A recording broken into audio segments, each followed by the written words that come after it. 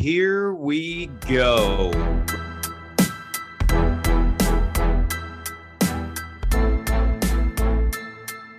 Welcome to the Nine Route Fantasy Football Podcast.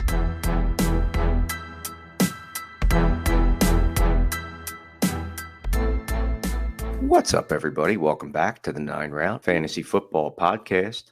Pat and Scott, we are in week number 10. We're going to talk about our favorites for start and sit, talk about who's on the bye and why this has an effect on it, see who's leading in our little head-to-head duel. First, we would like to ask everybody out there, please like, subscribe, follow, share, give us some love here at the Nine Route. If you're looking to contact us via email, we are the9routeFFB@gmail.com. You can go to our website, www.the9routeFFB.com. We are at the Nine Route on Twitter. I am also at Scott from Delco. If you're interested in shooting the breeze, liking some of our tweets based on fantasy or otherwise, and again, any questions, comments, and concerns, we're on YouTube, Apple Podcasts, Podbean. So please head out there and take a listen. We're going to try to give you the information to help you go deep in your fantasy league all the way to a fantasy football championship. Pat, how are we doing on bye weeks? Looks a little lean for some teams, right? When we're going to try to give you some starts to help you figure out who you should play maybe in place of some of those guys. Yeah, not as bad as week 9, but the 6 teams on bye. We do have 4 this week. Week 10, Baltimore, Cincinnati, New England Patriots, and New York Jets. Definitely some pieces on all of those offenses that are going to be, missed in your fantasy lineups. But like Scott said, we're going to give you some options that you can start, in place of the guys that you're going to be missing and hopefully, get you through that week and get you another win and get you 1 week closer to your fantasy playoffs where, like you said, you just got to make the dance and hope the rest just kind of falls into place as things go on. So far in our head-to-head matchups, going into this week, I'm ahead in our head-to-head for the season, 49-40. We also have that one draw. As far as our start sits for week 9 individually, you are 3-4 with 1 inconclusive. So we do basically do like an inconclusive or an injury category. That's if somebody gets hurt in the middle of the game or if one of the guys that we pick doesn't play or whatever. We don't count that against our overall percentages as far as how many we got right and wrong. You do still have 2 pending. Chris Olave was one of your starts for week 9, still going tonight, and we're still waiting to score one of your other picks for week 9 based off of the top 12 type concept to see if you made that. I am 4-2 heading into the Monday night game.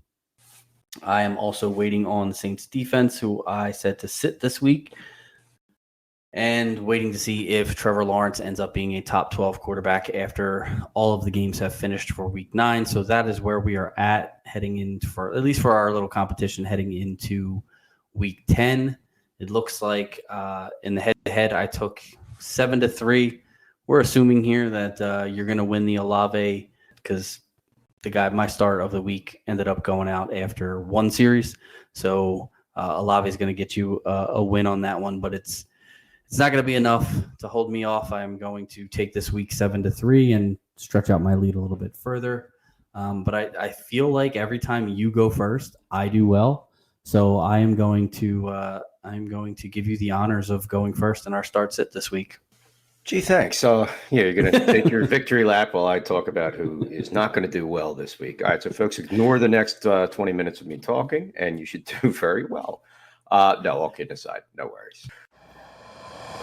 Start sits. Quarterbacks, start of the week. I would like one James Garoppolo of the San Francisco 49ers going up against the Los Angeles Chargers. Jimmy G has definitely seen a little bump in both production. Obviously did not start the season. Trey Lance did a little damage and then got damaged, and the rest is history. Jimmy G, number 11 right now in our league of record coming into week 9, about number 7 over the last 4 weeks, and has seen a little bit of a bump thanks to a certain running back named Christian McCaffrey acquired via a trade. again, he's starting to put up numbers and stats. You're starting to see a little bit of life in that offense. I know a lot of the local fans in San Francisco can't stand him. They think he's the worst thing and he's a turnover machine. All I know is that the guy wins some big games. He loses some too. He's a quarterback. Things happen. I do like the matchup this week against the Chargers. I think that, again, they struggled a little bit against Mariota. Again, he didn't have great numbers, but again, they don't have an offense nearly as capable as Garoppolo does with the rest of his weapons. If Deebo Samuel is back, feeling 100%, Brandon Ayuk has had a very nice season. And we did mention a certain running back, George Kittle's there as well. I think he's going to have himself a nice game. I think he's got top 10 potential for this week, maybe a little bit better, but I do think Jimmy G is the start of the week. Again, not a basic one. We're not saying Mahomes. We know that. Yes, Jimmy G this week against the Chargers. Yeah, he'll get you through if you need him. I was the first one to enter the start sits this week, so I got the pick of the litter, and that puppy happens to be Justin Fields versus the Detroit Lions. Fields, as we mentioned in our last episode, finished week 9 as the QB1 on the week, and as we talked about last week, the Bears are finally calling plays based on his strengths. Even though he had an NFL regular season record, 178 rushing yards in week 9, he also threw the most passes that he's thrown in a game all season. Now that he's running the ball a little bit more and keeping opposing defenses a little bit more honest, things are starting to open up for him in the passing game. And, you would think NFL caliber coaching staff would have kind of figured that out before the season started. But apparently it took them 4 or 5 weeks to realize what they had in Justin Fields and to sort of build the pathway for him to, being a top 10 quarterback. I believe he's I want to say he's QB7 on the season as of right now. Just crazy considering where he came from, just earlier in the season where he couldn't get right, wasn't throwing more than, 15 passes in a game. And even then wasn't completing, more than 60% of those passes. So just a complete 180 for Fields. Now he gets the Lions in week 10. They're the 30th ranked defense versus the quarterback position, and that only makes this matchup that much juicier. I think that Fields is a guy who, again, like we talked about in our waiver wire episode earlier in the week, he's a guy that I think you can pick up and probably just plug into your lineup every single week from here on out. I think that now that the cheat code has been entered and the Bears coaching staff understands what to do with Fields, things are going to be a lot better for him fantasy-wise. You're going to see the rushing yards increase like he did, obviously, in week 9. He's not obviously going to rush for 178 yards every week, but he's averaging twice as many rushing yards in the last 4 weeks as he did, in the last 4 games as he did in the first 4 games. So now that he's doing what he was created to do, he's starting to become the quarterback that I think everybody thought he could be coming into the season. Moving on to my start of the week at the running back position. This is starting to become a little bit more of a no-brainer, I guess you could kind of say at this point. Travis Etienne versus the Kansas City Chiefs. Again, the guy's really just coming into his own. I know some people, last year there was Liz Frank, had to miss the season. People were a little suspect, but most people expected him to have a big breakout season. He was highly touted. Make sure you get him. James Robinson goes and starts the season and looks like he's quite the capable running back, and Etienne's getting some crumbs along the way. And then you started to see a little bit of a gear shift with Etienne taking over the backfield. James Robinson obviously then traded to the New York Jets to make up for the Breece Hall injury. Over the last 4 weeks, RB10, 4th in yards. He's 11th overall in the season, number 7 in the last 2 weeks. He's averaging 9.2 yards a reception. So he can kind of do it all from that running back position on an offense that's just starting to come together as a whole, playing with Trevor Lawrence, his college quarterback, good coaching staff down there, and a good culture. I think you're starting to see this happen. Going up against the Kansas City Chiefs, you're definitely looking to start players against their defense, which sometimes they do put up and kind of shut you down a little bit, but it's very rare.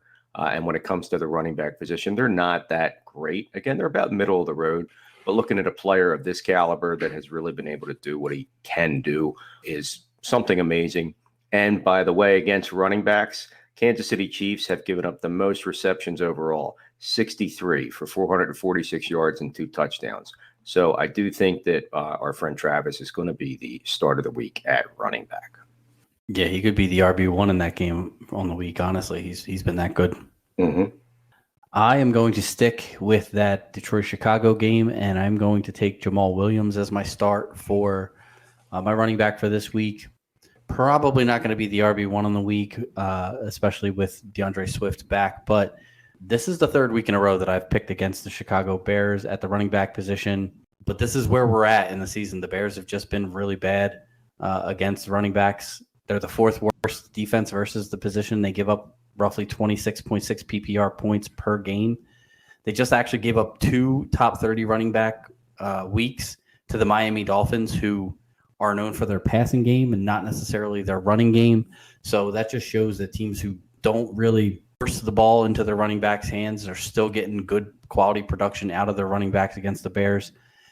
And those of you who have DeAndre Swift on your roster, I'm sure you've heard, if you haven't, you're about to hear it for the first time. In an interview last week before the Week 9 game, said that the injury that he sustained probably is going to keep him at less than 100% for the entire season. It's not something that it just gets better, especially when you're practicing and playing in games. Swift had 2 carries this past week against Green Bay and did still get some work out of the backfield as a receiver.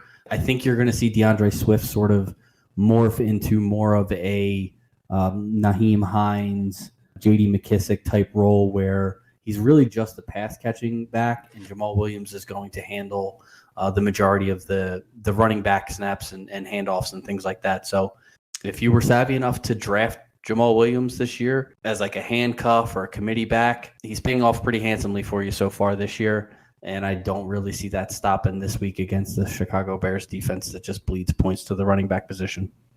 Wide receivers. I can like him now because he's not on Dallas. I like Amari Cooper of the Cleveland Browns going up against the Miami Dolphins this week. We are also, I believe, are we a week away from Deshaun Watson? Isn't he coming back? No, we're week 13. Is 13. Okay, gotcha. I thought it was 11. I knew it was an odd number. Just wasn't sure. It was 11 games. Right.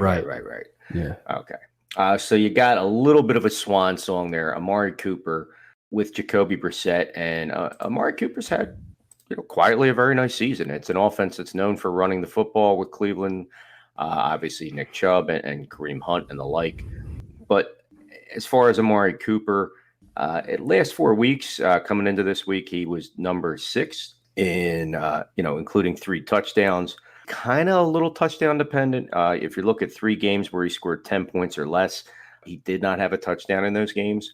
So overall, that would be maybe one little thing to be a little weary of. But at the end of the day, I do think that, again, he is the wide receiver 1 on an offense that's, again, run-based, but, they have a good quarterback or a decent one right now with Brissett, who's capable and doesn't make too many mistakes. But he is their go-to guy. And to go up against that Miami offense that, again, they're in the 10th worst roughly against the wide receiver position, but they do bleed points and they do not have really the ability to cover a lot of teams' top wideout, when it comes down to it. So seeing that, driven up the 4th most receptions in the league. So I think Amari Cooper has that top 10, possibly top 7 or 8 potential for wide receiver this week in week 10. My start of the week at the wide receiver position is going to be Devonta Smith from the Philadelphia Eagles going up against the Washington Commanders. Smith has been very up and down this season, which is kind of to be expected of a number 2 pass catching option in an offense. Now that the Eagles have A.J. Brown, obviously Smith was not going to lead the team in targets like he did last year. This week, though, he gets to go up against Kendall Fuller and Benjamin St-Juste, 2 of the worst graded coverage cornerbacks, according to Pro Football Focus. And the Commanders as a team are the 8th worst team versus the wide receiver position, giving up 36.3 PPR fantasy points per game to the wide receiver position. And I don't know if you follow a lot of, social media on fantasy football social media, but if you do and you follow Devonta Smith, after the Thursday night game, he posted something on Twitter, and I'm going to paraphrase here, obviously, because we keep the show clean as we can. but his Twitter feed, he had a message that just said, I just want to let y'all know IDGAF about y'all fantasy team. Basically, what that means to me is that he was probably getting some flack for his lack of production in that game and over the last few weeks. And I can see Jalen Hurts being the type of guy who, hears that and that people are giving him crap on Twitter and just absolutely just targets him to the point where he can't breathe anymore against this Washington team. And I truly believe that that's what's going to happen. I think that Smith is going to be the focal point of the offense this week versus Washington, sort of like he was in week 3 when he went 8 for 169 and a touchdown on 12 targets. It was one of only 2 games this season where he's gotten double-digit targets, but I do believe that he's going to see double-digit targets again against the same Washington Commanders team. I think that the Eagles are going to roll and that Devontae Smith is going to have a really good game this week. On this one, I hope you're right. All right. Next, tight end position. Going to utilize some of your love and mojo from your quarterback start. I'm looking for Cole Kmet of the Chicago Bears against the Detroit Lions, who are about top 4 worst against the tight end position. Again, I don't know. A lot of people were high on him coming into the season, and I was one of them. I thought, obviously with the concepts of, touchdown progression, regression, and starting to see some life in him and the offense and things like that, that maybe he had a shot, and it really hasn't translated too much. That all changed yesterday. 5 catches on 6 targets, 41 yards, and 2 touchdowns. So if something has changed and a switch has been flipped in this offense, and he's going to be a part of it, may not be every week, but I think it's going to consistently stay in that ballpark of maybe a 15 to 20 point guy, maybe at least double digits, which is great for tight end this week against Detroit. So Cole Kmet for me, yeah, I say he's a no-brainer start. I think he's got top 5, 6 potential at the tight end position this week. Nice replacement, too, for those of you that are sans Mark Andrews already. He might be available in some of your leagues. Yeah, I think the Bears' offensive turnaround is going to be good for everybody on that roster, and I think that all the the Cole Kmets, the Darnell Mooney's, even Chase Claypool now being on that team. I think now that the Bears are starting to unlock Justin Fields, like I said earlier, that's a good thing for everybody in this offense. The more they have the ball, the more first downs they make, the more they're in the red zone, the more everybody on that team is going to score fantasy points. And I think that, moving forward, I truly think that if you can get guys like Fields, like Mooney, like Kmet in a trade, definitely go out and try to do that, especially if you can dump off some expiring pieces. I had mentioned in our trade episode, trading away a guy like Michael Pittman for the Indianapolis Colts. I'm not saying do a Pittman for Darnell Mooney straight up, because I think Pittman's value is still, a little bit higher, but you could trade Pittman away to the Darnell Mooney owner, get Mooney and another piece, and probably have a better wide receiver moving forward for the rest of the season. So I really like that call with Cole Kmet. I do like Mooney this week. I didn't make him my start of the week, but I do think that Bears offense is finally moving in the right direction, and I think that you need to start all your Bears except David Montgomery. Well, now that Justin Fields has taken all the rushing yards, maybe the running backs will start to fade, and the pass catchers will start to pick up a little bit, but we'll see. At my start of the week for the tight end is going to be Juwan Johnson versus the Pittsburgh Steelers. The Steelers are not terrible against the tight end position. With this one, it's just, I normally don't go with my gut, but with this one, I kind of did. I just feel like with all the pass catching options that are missing in New Orleans, especially with Michael Thomas now being gone for the season, I just feel like Juwan Johnson's going to continue to be a big part of their offense. Over the last 3 weeks, he's played at least 73% of the snaps. Isn't targeted a ton, but averages about 5 targets a game, and is really used a lot in the red zone. And again, this is one of those things where when we do these start sits, I'm not going to come on here and say, start Travis Kelce, because, nobody needs to waste 45 minutes of their day listening to somebody say that. I'm trying to give you somebody here that I think you can plug and play. Again, if you are missing a guy, like Scott said, like a Mark Andrews who's going to be on bye, like a Hayden Hurst who's going to be on bye. One of those guys, or again, if there's any injuries, Juwan Johnson is becoming a bigger part of the Saints offense and what they do.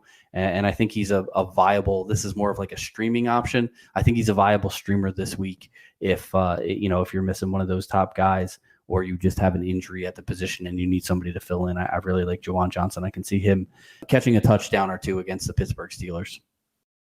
All right, moving on. Finally, at the defense start of the week. I kind of like the Tennessee Titans a little bit. Going up against the Denver Broncos, I know it's going to be a little bit of a shorter week, and they did okay. They kind of held their own, couldn't win the game, but did catch 7 points in our league of record against the Kansas City Chiefs. Again, that overtime changes things. Maybe they get back into double digits or close to it. They've had one really bad game against Buffalo at the beginning of the season, and obviously scored no points on their bye week. After the Buffalo game, they had a low of 3, and then ever since, they've been pretty solid. Starting against Indianapolis, which, again, that's a tough team anyway when it comes to having a good offense, but they put up 10-6. They were out for the bye. They come back, and they do 19 against Indianapolis and then piled it on there. 9 against Houston, and again, the 7 against Kansas City. So, again, they've been pretty consistent. In the last couple of weeks, they floated around the second or third best and 6 in about the last 4. So I do like them, and I think, again, they're going to be home against this Denver Broncos team. I kind of lean that way, and I think they're going to be a little ticked off that they lost the way they did. Pat Mahomes and Russell Wilson, while mentioned in the same breath as great quarterbacks, right now are in totally different paths of their career. Offenses are totally different to speak with as well. And again, as long as they can stop somebody like a Greg Dulcich from blowing up a game, I don't think they'll have too much trouble. And I think they stop Denver, keep the points low, the yardage low, and win pretty convincingly to be a top 10 defense for the week number 10. Yeah, they look really good in that game. I actually had a bet started for that game earlier in the day. Something came up. I had to put my phone down. Ended up not going back and actually clicking the button to put the bet in. And then the game started and I went and I checked and I was like, where's my, you got to be kidding me. It was Tennessee plus 13.5, Derrick Henry to have over 88 yards rushing and a touchdown, I believe. And it was like a $10 bet. It was going to win me like $160 or something like that. It wasn't a big deal, but totally would have crushed that bet, of course, because I didn't ever get to put it in. But the Tennessee defense is I'm not sleeping on Tennessee's defense. They're really good.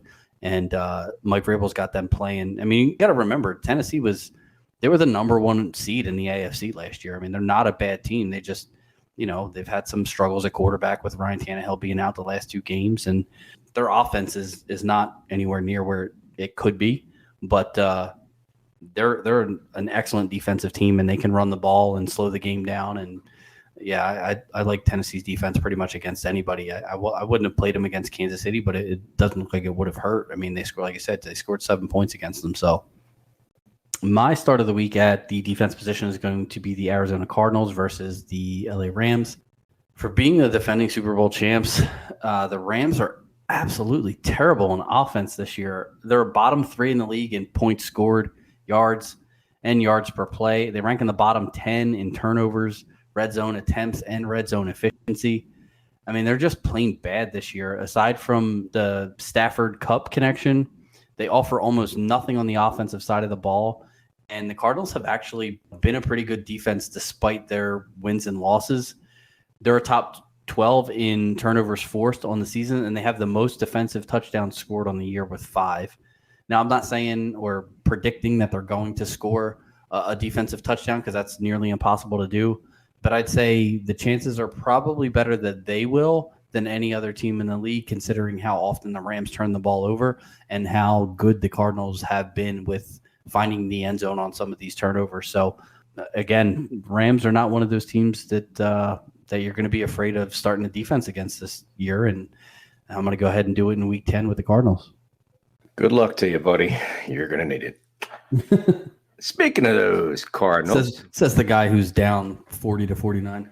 It's Still early. We got plenty of time, man. It's only week 10. Relax, bro. So speaking of those Arizona Cardinals, my sit of the week. Let's start sitting. Let's start at quarterback. And this guy doesn't have to go far to sit because he's real short. Kyler Murray. Yeah, it was coming. That's dirty. Kyler Murray of the Arizona Cardinals against the Los Angeles Rams. He's not quite my Baker Mayfield, but I'm not a big fan. He's going against the Rams. To say that they own him is an understatement. In his career, he is 1-6, 7 touchdowns, 6 interceptions. He's been sacked 20 times. He's fumbled 6 times, lost 3 of them.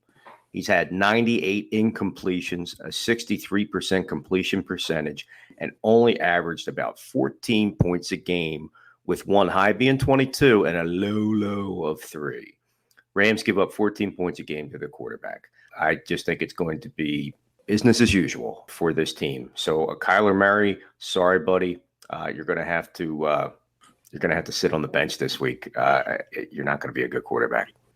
Yeah, those NFC West games always turn into really ugly, low-scoring games. It's almost like the AFC North. It's like those teams score on everybody else, and then they play each other, and it's like 13-10.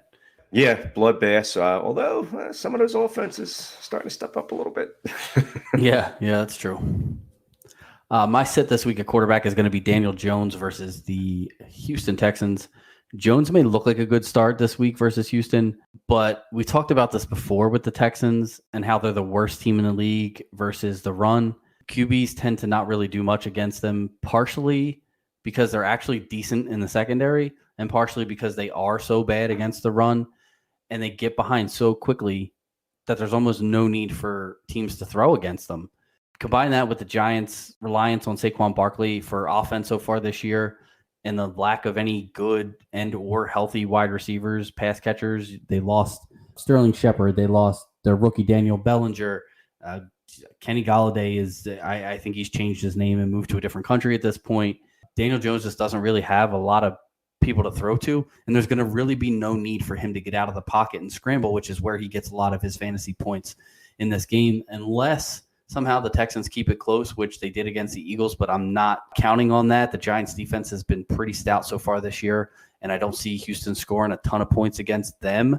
So I think the Giants are going to have a fairly easy walk in this one, and you're going to see a big day from Saquon Barkley, but not really much from Daniel Jones, unfortunately. So definitely sit him this week against the Texans. Moving to running back, I'm going to kind of go for the combo. I know with Aaron Jones, there is a little bit of a question about how injury may come to factor in. Obviously, it looks right now like he's able to play, but if not, I'll go the same route with A.J. Dillon. And I take them both because you could see a little bit of a split. Going up against the Dallas Cowboys, who are about the 5th best defense against that running back position. Coming off a bye, so they're definitely going to be ready for it. Green Bay, we talked about all the injuries to the wide receiver core. Obviously, David Bakhtiari, if he's hurt, that the team is in free fall. We know that for sure. Again, you went up against Detroit, who doesn't have a defense that can really stop a lot of fantasy spots. And both running backs combined for 20 carries for 59 yards. They both combined for 4 catches for 30 yards. And that's against a bottom feeder defense. Albeit it's, a division game. They're going to play you tough. Going up against Dallas, who's juiced up to win that. They're hyping it up on Fox that it's Dallas and Green Bay rivalry renewed because, of course, they get to showcase Dallas kicking the snot out of a JV team that is the Green Bay Packers. Just keep running that narrative. Don't forget about the Monday night game when the Eagles destroy the Washington Commanders. But anyway, Aaron Jones, A.J. Dillon, it doesn't matter. Bob Dylan could be playing. It doesn't matter. It's going to be bad this week against those Dallas Cowboys. So I would sit anything that resembles a Green Bay running back. I definitely would not play Bob Dylan in an NFL game. I agree. They're going to be tangled up in blue. That's the problem. Oh, man. All right, so my sit this week is going to be Melvin Gordon versus the Tennessee Titans. You mentioned how good Tennessee's defense has been the past few weeks.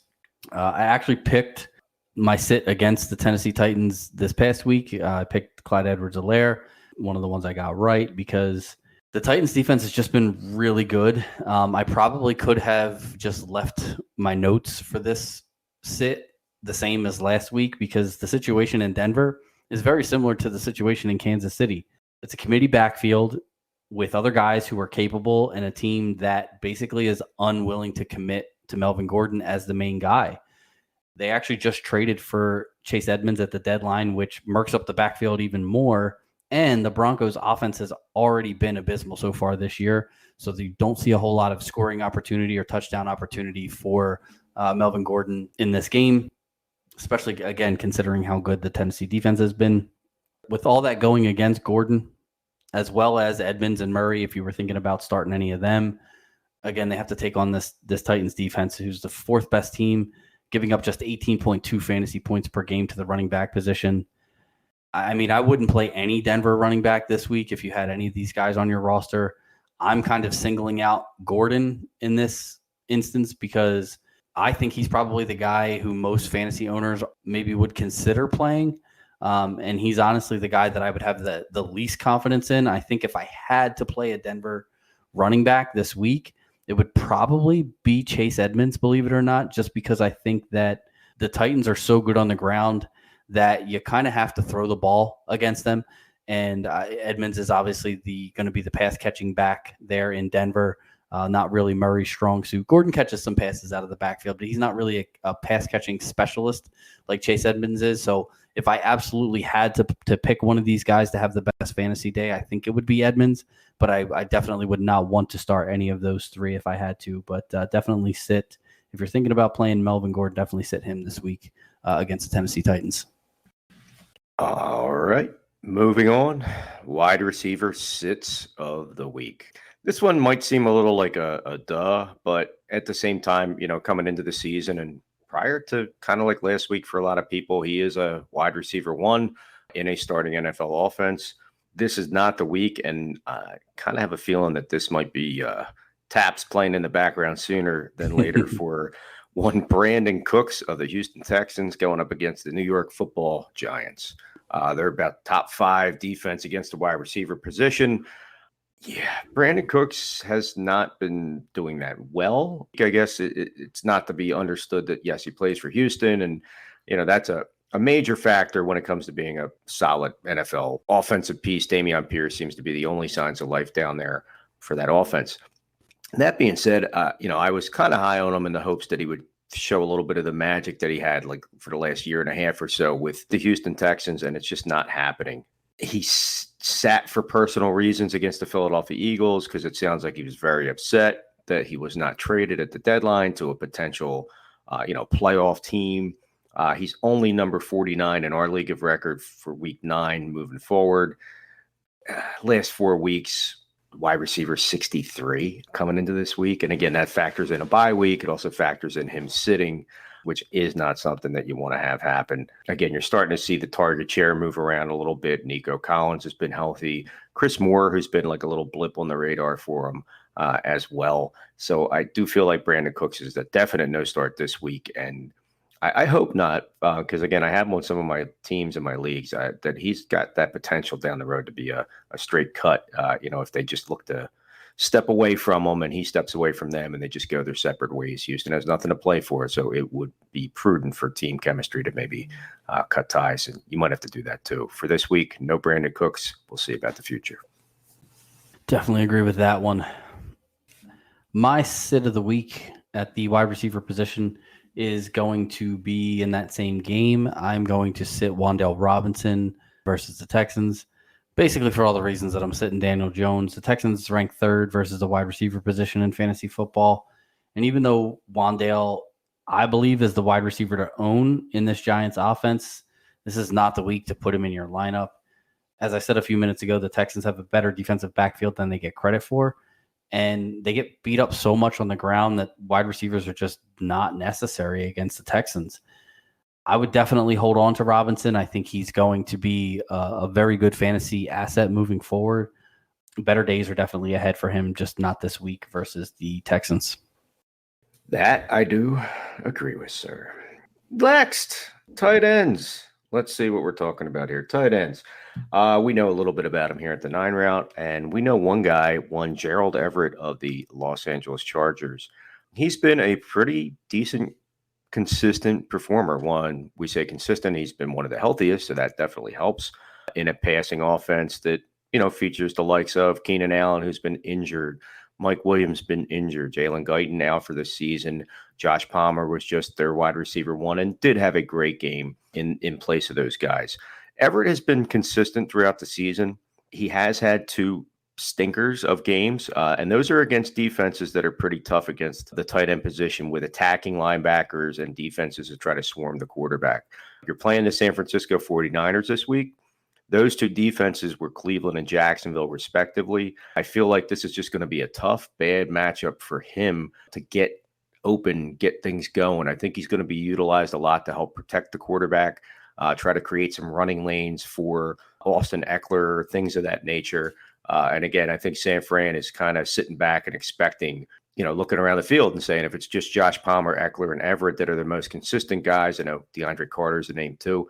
I feel like Everett is going to struggle this week to put up his consistent, 7, 8, 9 points this week. I feel like he's going to be 5 or less, which I think he could find a better option. Not getting rid of him for the season, but tough matchup against the Niners. Don't like him in this spot. So Gerald Everett, unfortunately for this week, you will be sitting on my bench. All right, and I am going to sit Pat Freiermuth this week versus the New Orleans Saints. The Saints give up a league low 6.9 PPR points per game to the tight end position and basically just have a solid defense overall. Freiermuth does most of his damage in the red zone, and the Saints rank 4th in opposing red zone attempts. They're tied for 3rd in red zone touchdowns allowed and tied for 7th in red zone touchdown percentage. Just not a good combination for what Pat Freiermuth does well. He's still an integral part of their offense, but I really haven't seen the Steelers' offense doing a whole lot recently. I thought Kenny Pickett was going to come in and sort of, be a spark for that offense, but it doesn't really seem as though that's been the case so far. Maybe coming out of their bye, they're, getting that extra week of rest and preparation. Maybe their offense starts to turn things around, but against this pretty stingy New Orleans defense, I wouldn't bet on that. And so I would say if you have a better option, I know it's tough. Freiermuth has only finished outside the top 12 tight ends twice so far this year. So it's really difficult to sit a guy like that when he's active. But if you have a better option, I would look to put one in your lineup instead of Freiermuth this week against the Saints. Yeah, definitely a tough defense against that position. Finally, defense. Speaking of defense, we are talking about our defensive sit of the week. The Cleveland Browns are known as a ground and pound, 3 yards in a cloud of dust offense with Nick Chubb leading the way. They average 5 yards a carry. They average 164 yards a game. There's going to be a fish out of water this week against the Cleveland Browns, and that is the Miami Dolphins defense. Technically, they're mammals, but go ahead. They got gills. Well, yeah, Dolphins. That's true. No, they have blowholes. Yeah, they do. That's right. Yep, you got me on that. Definitely a fish out of water, so to speak, with the Miami Dolphins. That being said, against the Cleveland Browns, the Miami Dolphins give up 4.6 yards a carry.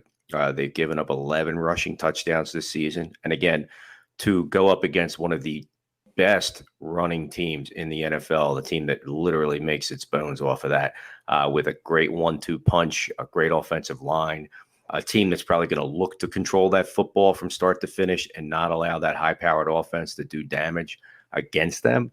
I think that this is going to be a very tough matchup, albeit the concussion was a big factor with Tua.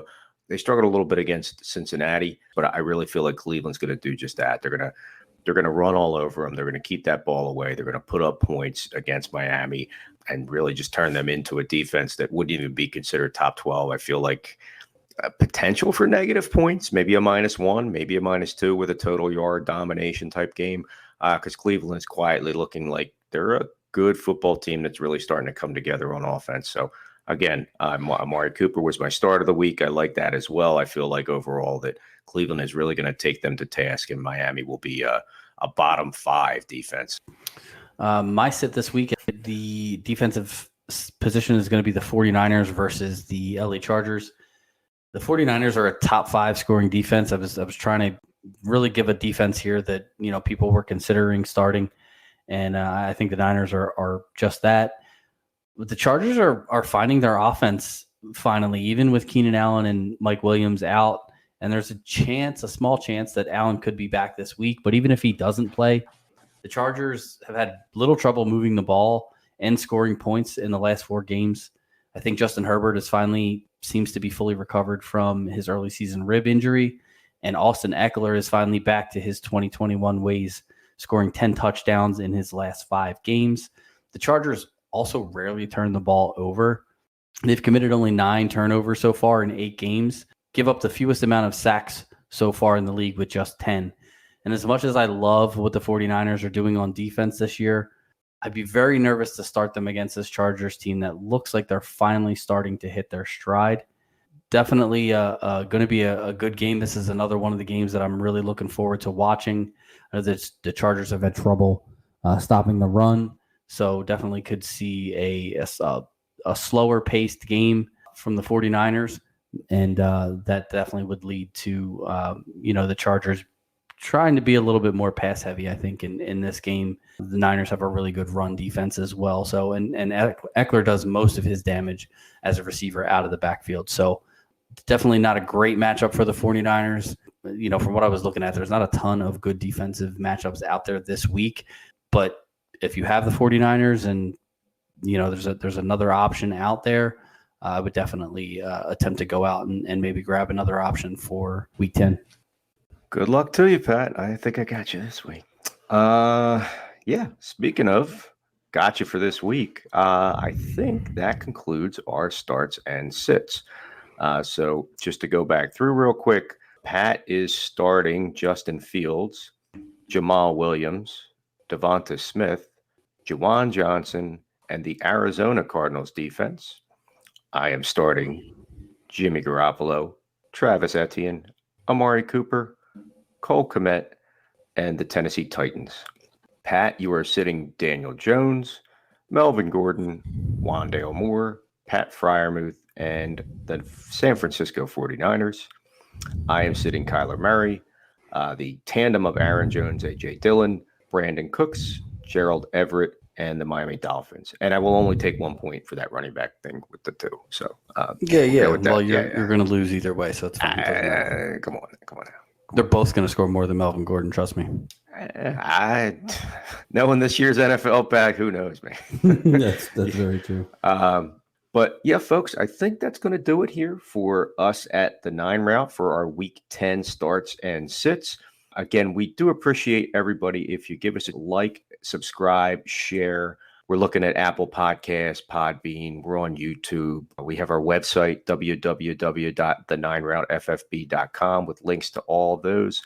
You could email us at the9routeffb@gmail.com. If you're on Twitter, we are at the9route. I am at Scott from Delco. You can shoot the breeze fantasy football wise or other. Mention maybe that you like the show or we're interested in a take, good, bad, or ugly, based off of what we like and don't like for starts and sits, or again, our waiver wire pickups. Maybe it helped you out win a week, and that's the kind of stuff we like to hear. I know we did help a gentleman win his fantasy football league last year because of following our direction. So, not to toot our own horn so much, but we definitely are looking forward to being part of your team that helps you get your fantasy football team over the hump, down the road, go deep into your playoffs and further. Also like to thank Mickey's Protocol Pub. We are big fans of Mickey's, obviously, here at the 9 route. We're always looking to mention to people to head on down to Mickey's. It's one of the best spots in Tuckerton, New Jersey. Mickey's Protocol Pub is always open with happy hours and specials. A great place to go catch the game, no matter where you're at. Obviously, if you're near 327 East Main Street, Tuckerton, New Jersey, drop in, swing by. It's a place for friends and family to meet. Big fan of Mickey's and the support they give us. And again, it's a great place, you said, to catch a bite for a game or bring the family down to dinner, lunch. Yeah, absolutely. Mickey's is awesome. I think I might head down there this week. I have off Thursday and Friday from my normal day job, so maybe shoot down there and catch the Thursday night game and have a couple beers. So, yeah, I just want to say, again, just reiterating what Scott said, thank you all for listening, liking, following, subscribing, all those little buttons that you hit on the different places where you can hear us. We do appreciate everyone listening, and we will be here for you next week, giving you some more waiver wire pickups and some more start sits for week 11. Until then, Scott. Peace.